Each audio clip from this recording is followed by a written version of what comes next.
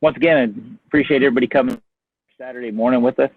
Hey, today we got a special treat with Tom Brown from Houston State University.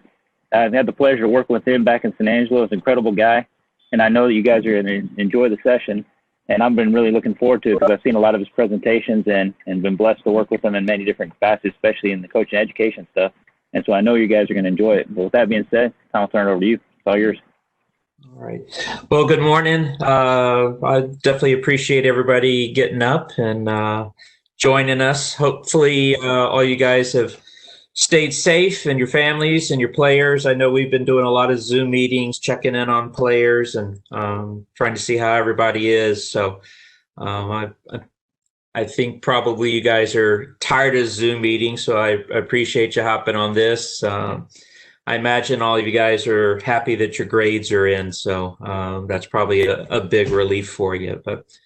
So what I'm going to talk about is moving from game evaluation to training design, and in looking at trying to see how we could do this objectively, and make sure that we're not just simply, I guess, going off of our emotions from the game, but having a way to evaluate the game, and then how we put that into a training session. Oops. So the things I want to kind of my objectives for today. First thing, examine the ways to objectively evaluate our previous game. Determine from the data, okay, so how we do that objectively, what our training objective will be for the day, upcoming training, how we go about designing that, maybe some of our thoughts, and then looking at some other potential training designs for similar types of prescriptions. So we might take the same activity and then how maybe we change what the prescription is, or we change the way we communicate that to the players or their objectives within the game and what that does for the game. So those are kind of the things I'd like to get through today. So the first thing is just this kind of this wheel that we all live in, where we look at the game, move on to analyzing it. Once we've analyzed it, how we describe our goals and objectives, design our training session, and then finally execute the training session. So the thing I kind of want to focus in on at the moment is this little time period between the game and analyzing the game. So what I'd like for you to do just on your chat function is just kind of give me an idea quickly of when that occurs. So you've played the game. When do you start analyzing it and thinking about it, and how do you go about analyzing and thinking about it? So if you just pop something in the chat real quick, just kind of see what your thoughts are, and then we'll move forward.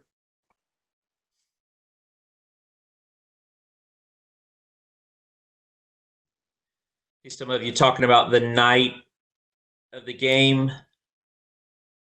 Thoughts about it being the next day. Discussion and notes that night.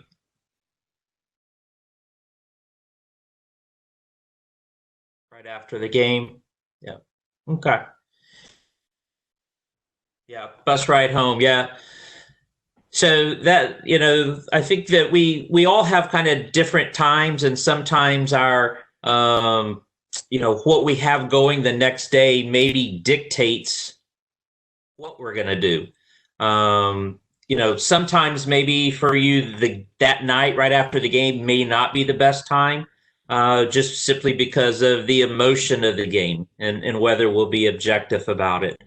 When you can get to that video. So for like my situation, my Friday night game and my Sunday afternoon game are two different issues, because by Friday night I have to have something turned around for Saturday morning in case I have to bring that into our pre-training on Saturday to get ready for Sunday. So for sure there, we're bringing in the video, watching it that night and breaking it down, seeing if there's anything we need to adjust before we get to Saturday's training for our Sunday match.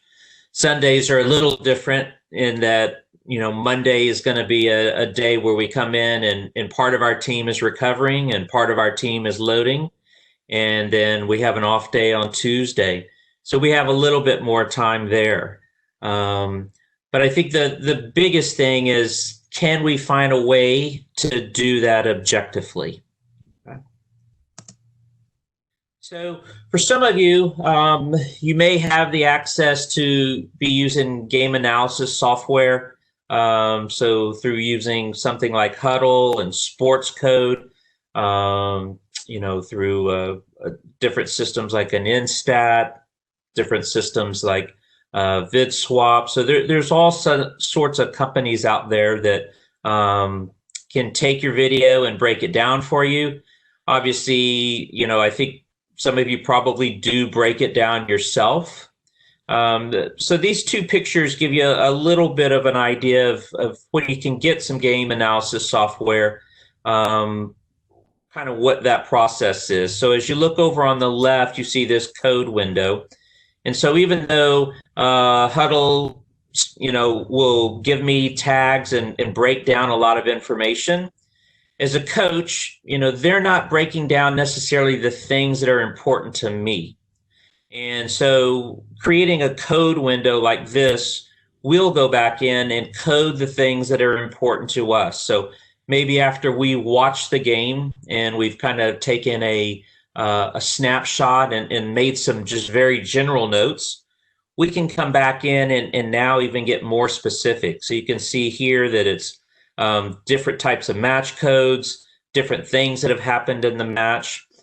And then besides getting that video back, the picture here on the right, this chart comes up, and it based on what I've tagged, it's also giving me objective information.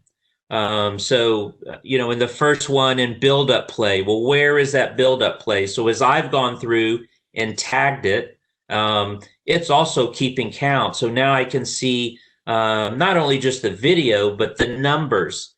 And based on how you design your code window, and so no code window is the best code window possible. It's really what's important to you and what's important about your game to you. Okay. Now, all of you may not have the access to have a code window and have something like sports code where you can go back in or have somebody break it down for you. But that doesn't mean that you can't do it by hand. And so sometimes we still do that if we can't get things turned around quick enough, where we go through and note things objectively. So on my next one here, I've put together basically some data collection. And this might be something that I would have looked at and done by hand. I could have done it through analysis, through sports code, but this is something that's been ticked through hand. So after observing a game, looking at it and saying, man, I'm getting a lot of passes in behind my forwards that are pressing and in front of the midfield. What's the problem? Okay. And so not just worrying about what my recollection is, because really where we stand is the worst place to observe a game. 20 to 30% of what we see is right. A lot of what we see is wrong. So I don't know if you've ever, remember in a game where you don't like a decision a player has made or something has gone against you, and then you go back and you see it on video and you're like, oh, well, maybe that wasn't so bad, or maybe we weren't really that bad. So we use this and we want to do things objectively. So as you can see in my first question here, number of attempted passes into that space. And so just with the data here, 24 to 13. Now, how you determine if something is an attempted pass, again, it's up to you. You just want to be very consistent in how you take the data. So there's no necessarily right way or wrong way. So maybe somebody was going to pass it and it got tackled. Well, is that a pass? Is that not a pass? It doesn't matter as long as you understand it. Okay. So don't feel like how I define a question is necessarily the right way. It's what's right for you. The second question I put here was, well, who played the ball into that space? And so I put the back four plus the goalkeeper in here, put them in order as I would be looking at it as a forward. And so you can see here that the two center backs are playing a lot of those balls into that space. So most of these balls are being played through from a central area. And then again, I looked at, well, what area are these balls going into? So is it a central area? Is it wide left? Is it wide right? So again, objectively, how can I look at this data and figure out what my issues might be? So as I look at this, I would say that, yeah, we're not doing a very good job of pressing. And there could be a lot of different reasons why, okay? But it's not being successful. The balls are getting played in from their central type players, and they're getting them into our central areas. And that's a problem. So now that I have this objective data, now I need to think about, okay, well, how am I going to improve this? Okay. And so this is where we now start designing our training session. And so as I look at the 5 W's, so, going through the 5 W's, and for those that have been through the U.S. soccer national licenses, you've seen all this type of stuff before. But now I can begin to put in words what my issues are. And the more specific I can be, then I think the better my training prescription will be, more accurate to helping my players improve. So my what for this is I would need to improve our team's ability to prevent balls being passed by our opponent's center backs into that space behind our forwards. Okay, so from the data we saw, this is a problem. It's taking place in our attacking third of the field. The important players are our 3 front runners. So I'm kind of assuming here we're playing out of a 4-3-3. So our 3 front runners and 2 central midfielders are the important players. And when specifically is this happening in the game? So when our 4 and 5 get on, or excuse me, our opponent's 4 and 5 get on the ball and they're passing into that central space. So that is the moment of the game that I want to replicate and that I need to help our players improve. And so why is this happening? So the team tactical principles that we need to work on is make it compact, keep it compact. So there obviously could be an issue that we're not compact. So that's why these balls are being played between our forwards and through that line. Pressuring the player with the ball is probably a problem if they're getting open attempts to pass. And cover and balance, okay, for that player that's pressing, obviously that's not working correctly either, okay? And then the player actions that I need to improve. So I need to help my players be able to read and understand the game and make autonomous decisions when our opponent's center backs have the ball, okay? And I think this is really important, this part about these autonomous decisions. So as I teach national courses for the Federation and watch training sessions, I do see a lot of coaches that are trying to help their players. So as this activity might be going on, they're offering information to their player. They're saying, step up, get in there, all sorts of things, okay? But the question comes back down to this: are your players being able to make autonomous decisions? Or are your players simply reacting to what you're saying as a coach? Okay. And so the thing that I would challenge you, because I think if we polled everybody, we would all say we definitely want our players to be able to make decisions. But we don't always know if they can, if we jump the gun and start coaching them in the middle of an activity where we see it. Oh, you must get closer. Oh, you need to stay compact. We need to let things go wrong. We need to let things fail. And now we can go back and help our players understand what the right decisions are. And hopefully they can make them on their own. Okay. So I would say that would be one thing that I would challenge you guys as is can you at times hold your tongue and allow things to go wrong so you can really see whether your players are making the decisions you want them to make. Okay?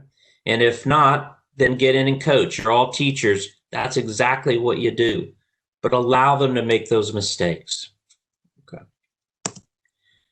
So one thing that I'm a big believer in is tying this issue. So we've had these 5 W's before, in tying this issue back into my game model. Okay. So several years ago, I've been coaching for a long time, and I know how I wanted to play, but I had never really put it down in words and created a game model, a written document that talked about how I want my team to play. So I kind of knew in my head, but when I sit down to go through my training session, when I have a game model sitting in front of me, I think that's very helpful. Okay. And you can see here in this game model, so this is the first phase for when my team is defending. And so in this, it's happening obviously in the attacking third. We want to prevent the opponent's building and being able to press them in the attacking half, and then be able to win the ball back in 6 seconds. Okay.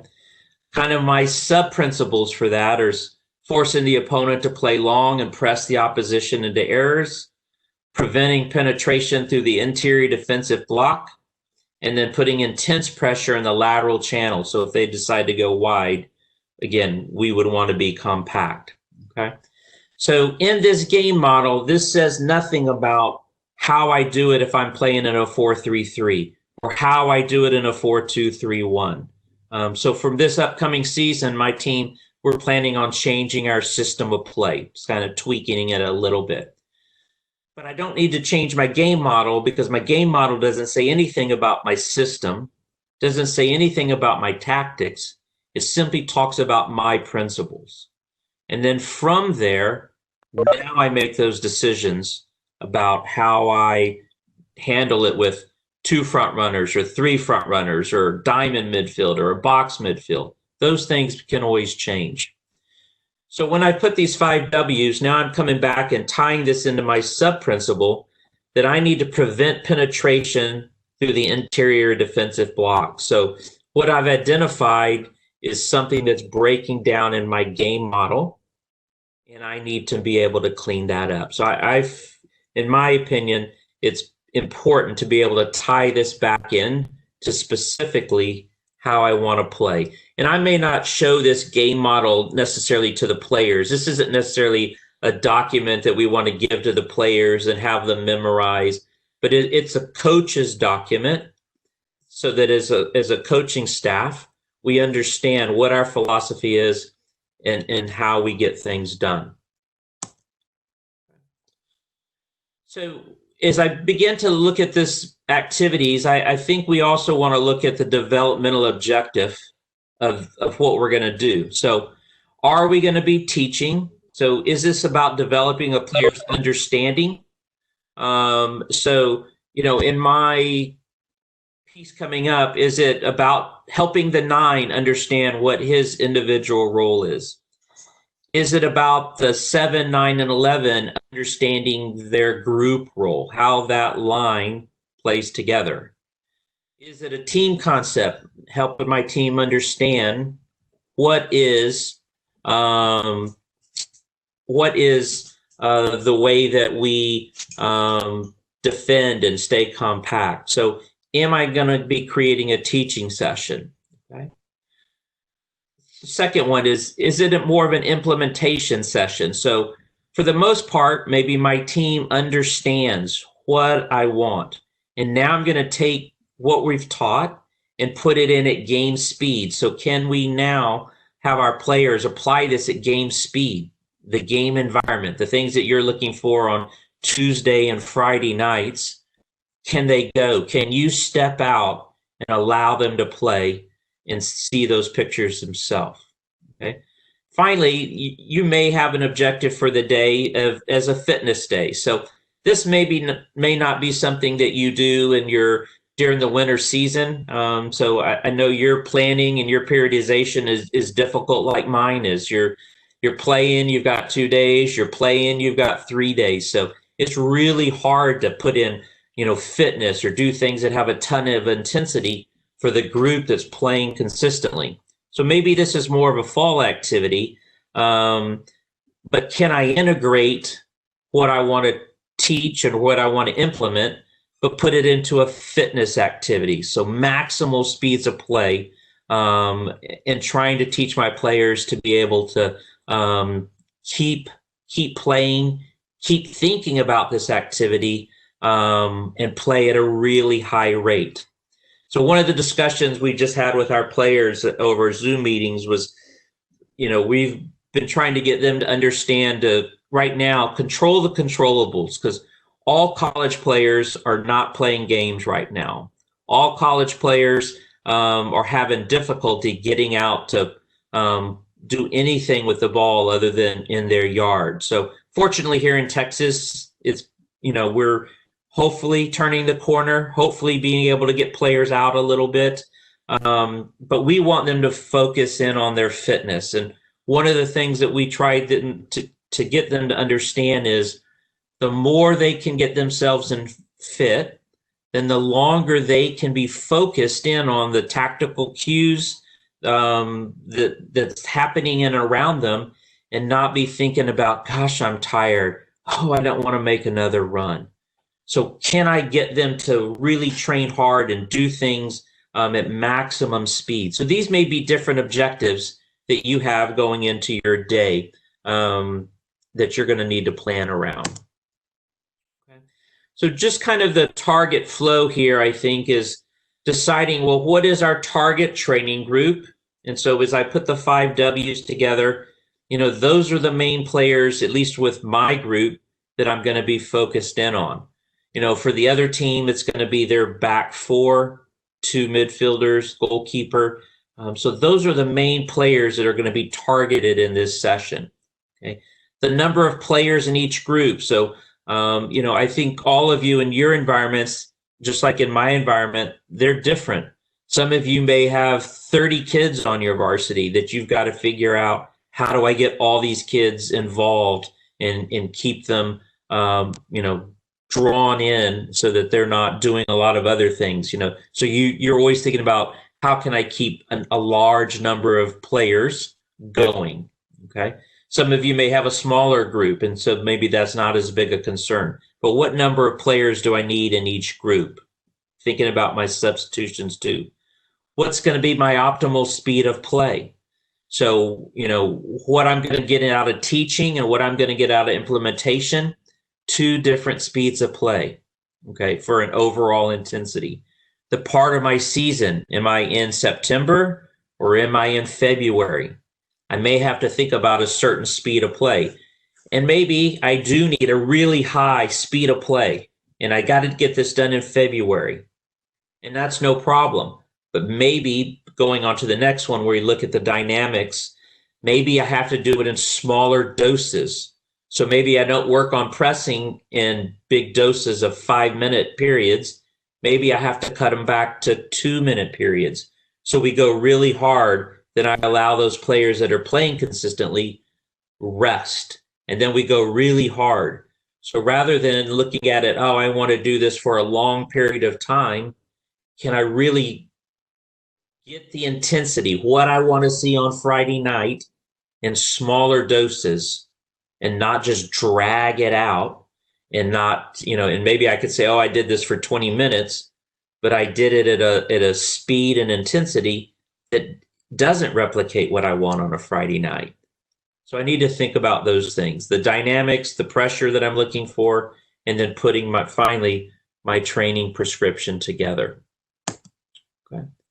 So we're in a situation where we use Fit for 90, and probably a lot of you have heard of John Cohn and his work through Fit for 90 with, as you can see this here, dealing with stress, recovery, adaptation. So all of our training sessions, we look at them in these different levels. So we're having a prep session, an organizational maintenance, threshold fitness, match session, whatever the type of session, we use this to kind of target. So just to give you an idea, during our season, so similar to yours, most of our things are organizational or maintenance. So from an overall standpoint, there are somewhere between a 4 and a 6. Now, that doesn't mean that every activity throughout that session has to be a 4, a 5, or a 6. I can have some really intense stuff and then balance it off with some stuff that maybe doesn't quite have the same intensity. But from an overall view, it's a 4 to a 6. You know, in my spring season, probably more of your fall season, then more of these threshold and fitness sessions are popping in, okay?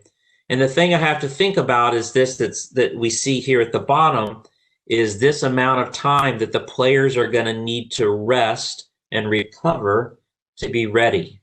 Because if I do a threshold session and then I try to follow it up the next day with another threshold session, and as you look at this, you see how deep that curve is. But if I 24 hours do another threshold session, I have to dig in another deep trough there. And so, you know, our players are only going to have so much in the tank. And so we've got to allow them to be able to get stressed and then recover and get stronger, and get stressed and then recover and get stronger. So we use this as basic guide for ourselves. And, you know, we again run into the same difficulties that you guys would, that, you know, so you probably have players that from a Tuesday night, they play all 90 minutes, they go really hard, and then it's questionable on Friday. Are they really recovered? You know, 72 hours, 96 hours? Well, maybe they are recovered, okay? But what else have you done during the week with that group, okay? So this is kind of something that we look at when we begin to figure out what kind of a session. And so just underneath, so as you look under like organizational, it talks about the RPE of 4 to 5. So we have our players after every training session basically report back to us what is their perceived exertion. So how hard of a session do they feel it is? So, you know, if I'm saying I want today to be a 6, and I get a report back from the team and they say it's a 7.5, well, then maybe as a coach I have to think about, maybe I missed the target today, okay? Maybe it is too hard. And, you know, I think sometimes there is an argument that coaches may think that players, oh, well, they overrated, or they think it's too hard, or that they're not fit, so no wonder they thought it was a hard session, okay? And all of that might be true. But RPE, when you compare it actually to the training load, so those things that you can take down through, you know, GPS and internal load type of examination, RPE is very accurate to what the actual training load is, okay? Now, what I would go back and just as kind of an aside and thinking about that player that you're saying, oh, they always rated high. That may be true, okay? And that's something as a coach you need to know. You need to know your players. So Johnny always has it where he's 1 or 1.5 higher than everybody else. And as long as you know that, then you're probably like, yeah, I probably did hit the target today. And that's okay. But my players, and they don't really know this, but through their RPEs, they give me information every day about whether I really hit the target that I'm looking for. All right. So now kind of the meat here. So your question is going to be, so how can I best teach these players to understand these team tactical principles? So I talked about keeping it compact, making it compact, pressing the ball, cover, balance, making sure as a player action, they can read and make decisions when these two center backs have the ball. So I put a little bit of a training session here, and my thought was, well, do I want to include both the 4 and the 5, the two center backs, and the 2 and the 3, or does that just make things more complicated in this training process? Okay. So what I would say is, if just to get a little bit of feedback from you, take a look at this session that I've put here. Do you think that based on my 5 W's that it meets that? Or are there things here that you think might need to be corrected, where the situation is not realistic to what, and I know you haven't seen the video, so I know you're having to kind of put it together in your brain, but are there things here that you see that are maybe not realistic? So give me just a little bit of feedback on what you see here with the session on the grass. So just in your chat there, if you could pop in a couple little thoughts. So I see some thoughts here about the width of the activity.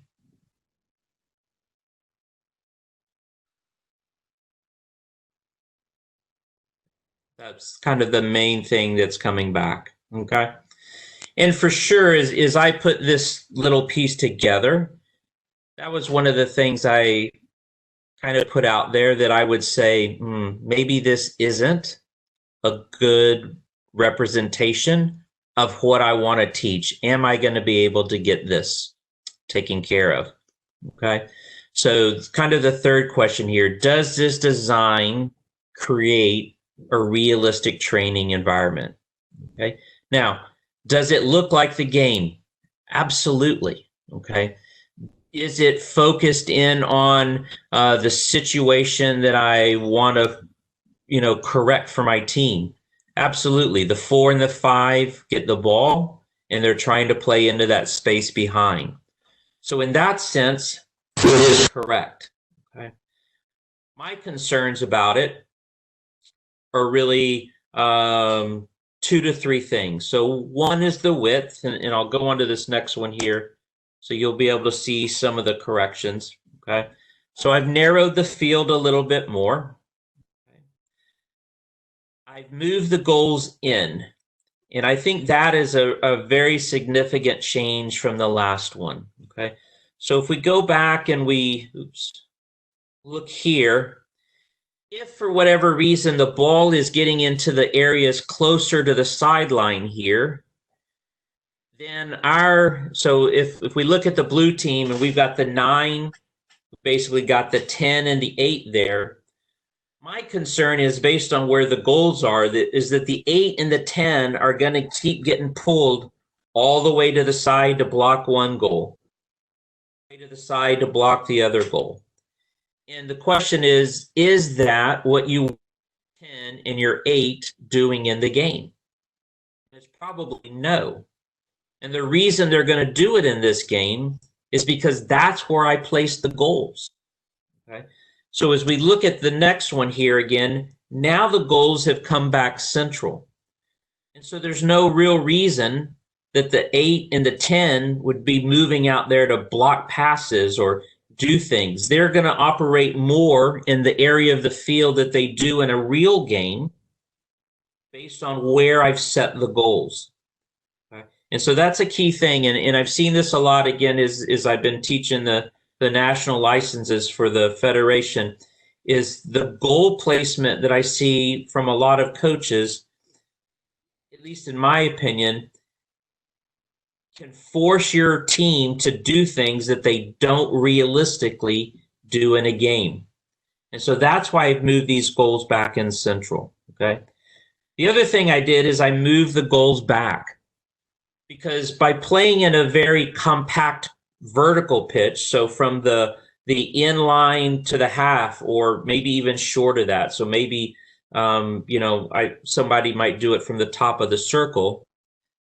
I'm actually aiding my team by pushing them up higher up on the 4 and the 5, but that's maybe not the situation that we're seeing. And my players are going to have to deal with depth. So if the goals are really close, my 9 can press higher. Okay? And what I mean by really close is I mean up on the halfway line, or maybe even a little bit into that half of the field. And so now it creates an artificial situation for the 9 that he's going to make decisions that he's not going to normally make in a game. Okay? So I want to create a situation where my players are making very realistic decisions based on what they're going to see in the game.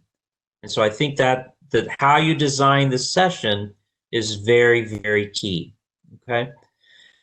So we look at, again, using kind of the U.S. soccer philosophy, the orientation phase here. So as I get out, I'm going to make sure that the red 4 and 5 understand exactly what I want them to do. So I'm looking for them to make passes into that central area, or I'm looking for them to drive the ball forward. Whatever the decisions that my team is having difficulty with, based on what the other team is making decisions, that I want to make sure that the 4 and the 5, the red team, do that. Paint the picture.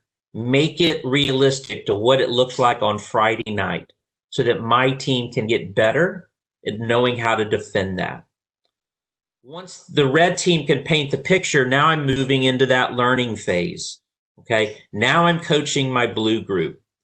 And just typically how I like to work, so if I was looking at this situation, my first thing would be making sure that the 9, the blue center forward, understands his role. Where do I want him to press? How do I want him to press? So do I want him to go straight at the center back to prevent them from playing in behind? Do I want them to bend their run so they can't play to the other one, so I isolate that player? So I can't tell you what's right and what's wrong. Those are your tactics. What I can tell you is that you need to be consistent in how you want them to do it. Okay? So making sure that the 9 understands his role. From there, now I would make sure that the 8 and the 10 understand their role. Okay? And then from there, I look at the 6. And so I typically try to work that way, because I feel like if I can get the 9 doing the right things, then I probably don't have to revisit that player as much. And now I can correct the next line. If I'm just kind of taking pot shots, so it's kind of like a shotgun philosophy, then I don't really know when I finish the session. Does the 9 really know his responsibility? Does he really know what he's supposed to do? And so the learning phase, I'm going to focus and hopefully get these 4 players. And when I see them doing things correctly, then can I just step out of it? And that's where we move on to the implementation phase. Can this activity move on where they're simply playing and I'm getting the repetition that I want? They're going at game speed and I allow it to happen. Now, if they make mistakes, can I step in and coach? Absolutely. Okay. But now I've moved it, and hopefully I've got these 4 players taken care of. So this would be the first stage of my day. The second thing I would go to is, now I'm taking those lines out on the side and I'm adding in 2 players to the red team, so the 2 and the 3, and I'm adding in 2 players into the blue team. Okay, so the 7 and the 11. And I think it's very key, and again, this is something that, again, I see problems with when we're working with coaches, is that if I add a player into the game, so let's just say I did not put the red 2 and 3 in, I only put the blue 7 and 11 in, because I want to work with the front 3. Well, now the blue 7 and 11 don't have a natural opponent. So now if we play those front 3 against only the 4 and the 5, I'm going to have success pressing, but the 7 and the 11 are going to be making decisions that don't happen in the game. So it's always important, if you add players in, that you're adding in their natural opponents. So it'd be the same way if you were building out, if you were really coaching the red team and you added in the 2 and the 3 but didn't add in the blue wide players. Well, that's not realistic, because your 2 and 3 are always going to have an opponent. So we want to keep it realistic. Okay? So going back in, now I'm going to start again in the orientation phase. So hopefully from my last session, the last stage, the 4 and the 5 understand their role. The 6 and the 8 understand their role. And so I'm going to hopefully have a very short period to make sure the red 2 and 3 understand this is what I do. Okay. This is where I need to be. Can I get in a position to break the line? Can I be in a position to go high? Whatever that team did on Friday night, I want to make sure those 2 guys know their job. So hopefully I get through this pretty quick. And now I get into that learning phase. So hopefully on my team, my 4 blues from the last time understand their role. And now I'm going to be more focused in on the 7 and the 11. Okay. So you can see here in the picture that I put up that the 4 has the ball. And so the 9 is stepping up. Okay. And so when we talk about make it compact, keep it compact. Okay. Now, the 7, blue 7, has stepped in to make sure that that space where that ball hopefully is not going to be played into that central area. Because if that player goes all the way out and marks that outside back, now it's easy for that ball to be played in. So I want to make sure that player understands how to keep it compact. I make sure that, and hopefully I covered this in the last part, that my midfielders know to front mark, know to mark on the ball side. Okay. So now if that ball is going to be rolled in there, hopefully my players can beat the opponent into that space. And then if it's played overhead, obviously I've got the blue 6 in behind to clean that up. Okay. But I'm just trying to find a way to progress this activity so that, again, I can teach my team how to deal with this situation. So hopefully you can see how stage 1 and stage 2 connect and how the philosophy moves from painting the picture with the red team to allow me to teach and organize the blue team. All right. So those things that we identified were issues, now it's not going to be an issue that next Tuesday. Okay. So I want to take a look at just a couple other ideas in this. So maybe I get away from teaching a little bit. Hopefully now my players know their role. Okay. So this is where I talk about integrated teaching. So what I want to do is I'm making sure that my activity is integrated into what my game model is. Okay. So rather than just playing an open game, I might put some constraints on this game that hopefully still drive home the mentality, the player actions that I'm looking for, by the use of some sort of a constraint. So the first one I have here is using restriction. Okay. And so I give the blue team this restriction. You must win the ball back and the opponents have to score. Okay. So by putting that restriction on, hopefully they understand, okay, this is a change in mentality. I have to step up, and so the restriction you would use would be trying to get those player behaviors that you want to see in your team on Friday night by putting this kind of a restriction on. So now they know I got to get it in the attacking half. Okay, that's how we're going to win this game. Now, it's positive in that it shows them the mentality that I want. Okay, sometimes using restrictions, I believe, can also create players making decisions that they wouldn't make in a game. Okay, so for example, if I put a restriction on, so I'm going to go away from this build out group. If I put a restriction on the 9 that says every time the ball comes into you and you're faced and your back is to goal, I want you to play backward. Okay. Well, that's a restriction. So now that player doesn't really make decisions anymore. Anytime their back is to goal, they must play backwards. Right. And so that could be a negative because maybe that player, even though he's faced up, if he'd have checked his shoulder and got side on, he could have gone forward. but he has to play backwards because that's the restriction that you placed. So it takes away a little bit of his decision making. Okay? So I'm not saying don't use restriction. I think we just want to make sure that we understand the positives and then the potential negatives. Okay. The second one here is using relate. So I tell the blue team, okay, we've got 7 minutes. We're playing for 7 minutes. You're 2-0 down. You got to find a way to earn a draw. So again, now I'm using a situation in the game to modify their behavior. They're going to have to figure out how to solve this, how to press, how to win it, how to score, and then find a way to get a second goal.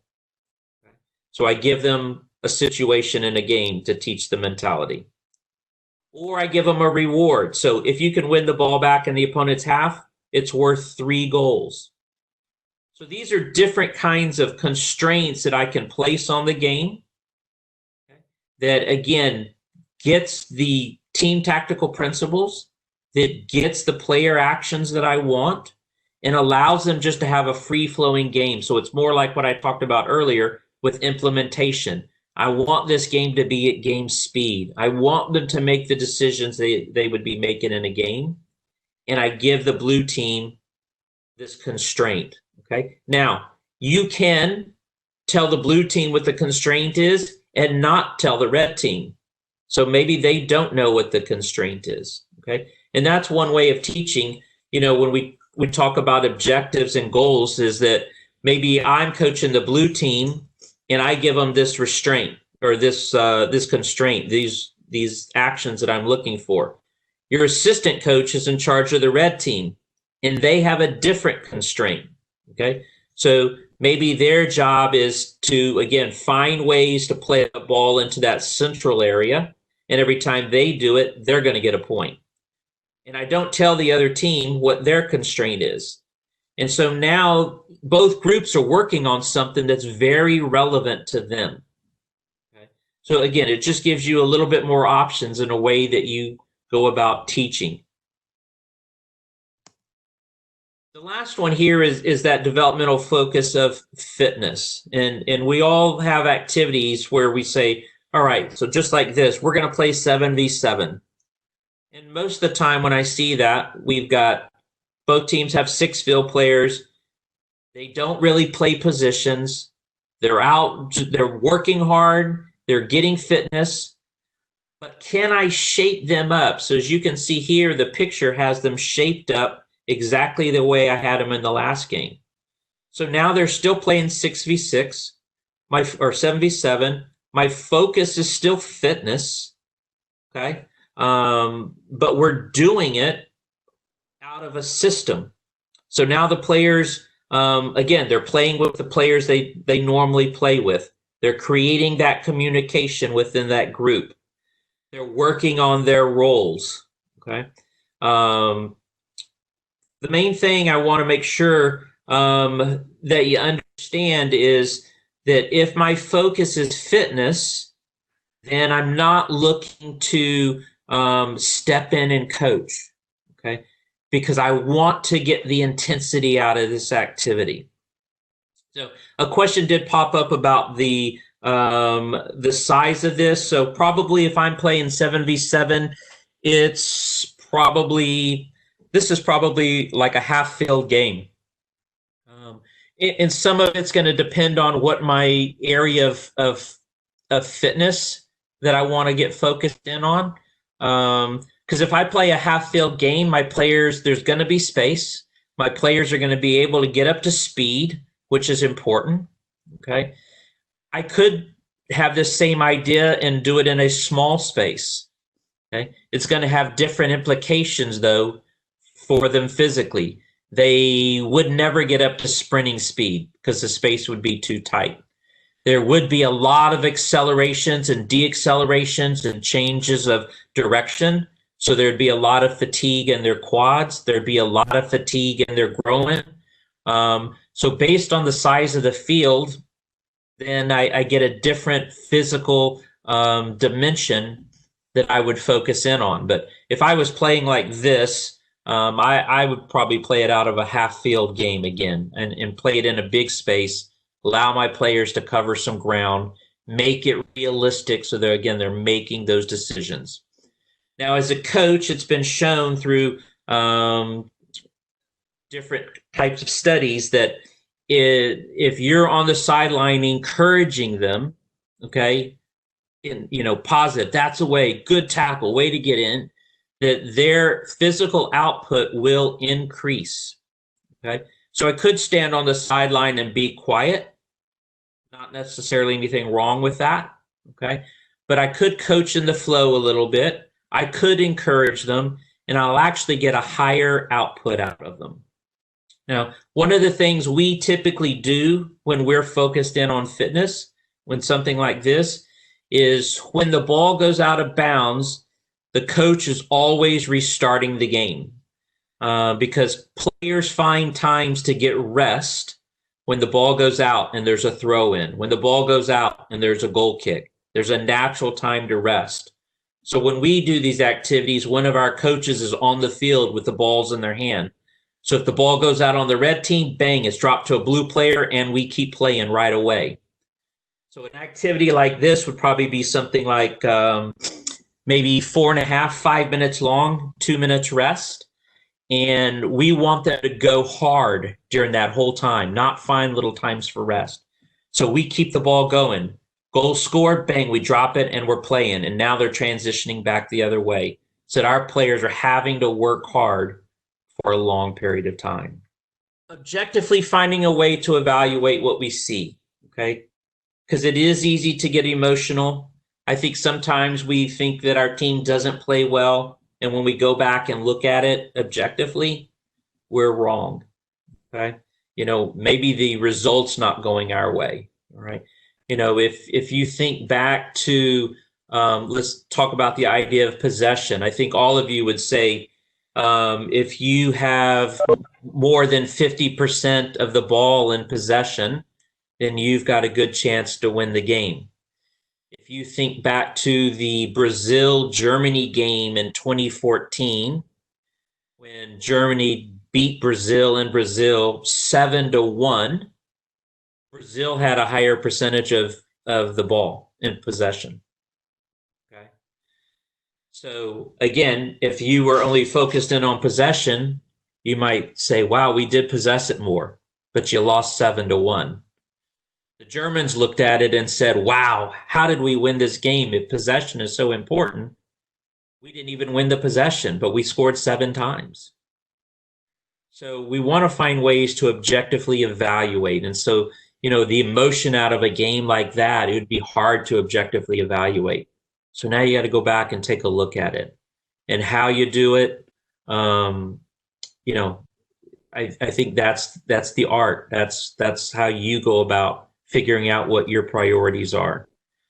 Determine from that your data, and then from that design your session. How can you replicate in the game where your players are making the same decisions that you want them to make? Okay, so my suggestion to you would be looking at training and how do you either modify or reinforce your players' behaviors in the game. How do you get them to those desired behaviors in the game? Okay, and then I just had showed you some different ways to, again, look at that same situation. Is an integrated teaching model with constraints or in a fitness focus. Okay, so I know we've got a few minutes left here. So any questions that you can either pop them to chat to me or send them to Warren and he can tell me what they are. Hey, Tom, this is Joey. Yeah. I had just a quick question on your data. Mm-hmm. Does your data ever, when you compile it and evaluate it, does it ever change the focus of the way that you play? If you're looking at the way you possess and that entry pass to the forwards to your target players and it's just not working. So maybe the plan is to tactically change that. Does that ever drive that to do that? Yeah, I think so, because, now it's objective. And, maybe my player that's playing as the 9, he just can't do it. It's too slow, or it's not smart enough, or, whatever the case is. So, maybe I have to look at it and say, okay, if my principle's not to allow that ball to go in there, then maybe I have to go to 2 9s up front. And so now we focus on getting the ball wide. So for sure, I think that can adjust your tactics. But the biggest thing is not being mad and just making that decision off the cuff, but that you do have that data and that's a problem. And now how do you fix it? Yeah, for sure. Well, you might come up with some other questions at another time. So for sure, you can see here at the bottom, my email address and my Twitter are there. So if you have other things that you do want to ask, please feel free to reach out to me either place, and I'll get that information back to you. I will take this and put it in a PDF and send it to Warren. So he can send that out to you if you're interested in getting a PDF copy of the slides. So also, if you'll notice, we've got you haven't signed up for the contact list, so you get the automatic invites. Please do so. And then I'll have the webinar resources with these slides and all the others.